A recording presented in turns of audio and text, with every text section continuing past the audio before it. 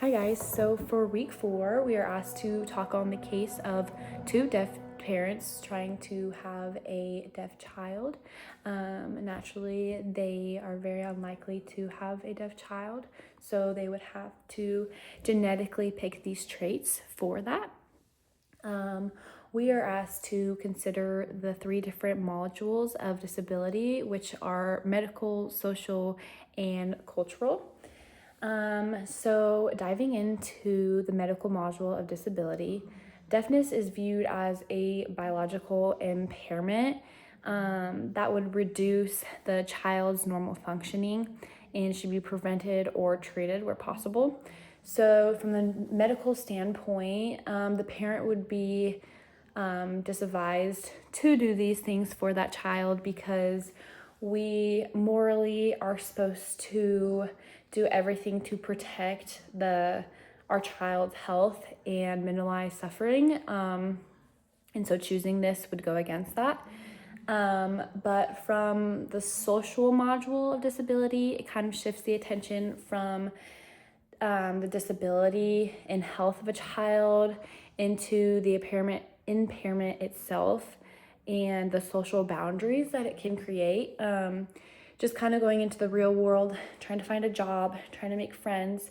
Our social world is surrounded around normal hearing, and so this would just be different from everybody else in that social aspect, and there might be some troubles trying to connect socially with other people than their parents.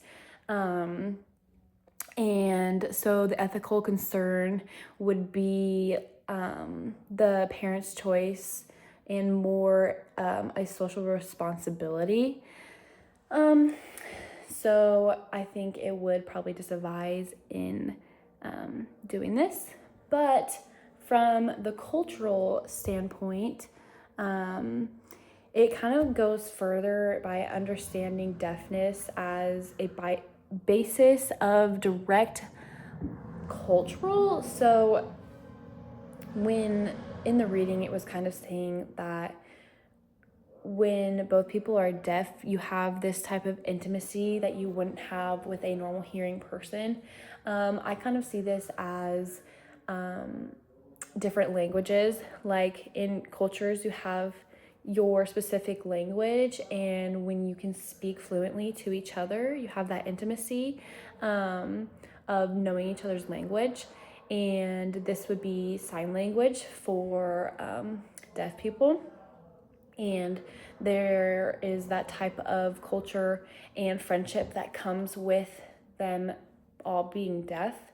So we are kind of asked to think about it ourselves and what we think is morally right. Right off the bat, I would say no, it's not morally right. Just because, yes, selfishly, it would be great to have that intimacy with your child, but it would kind of set them for hardship in the real world. That's kind of what I thought right off the bat, but I was kind of trying to have an open mind because I'm not deaf. I can hear normally, so it's hard for me to understand their side of view. And it was even saying that in the reading that people with hearing don't necessarily understand this, and I really don't. It's kind of hard for me to wrap my head around it just because I can hear, all my family can hear, I have that relationship with them.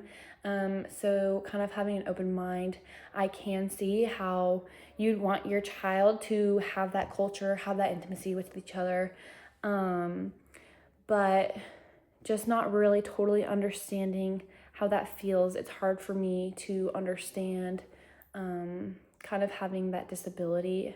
And I know they don't see it as a disability. I just kind of could see maybe the child having troubles making friends or anything like that.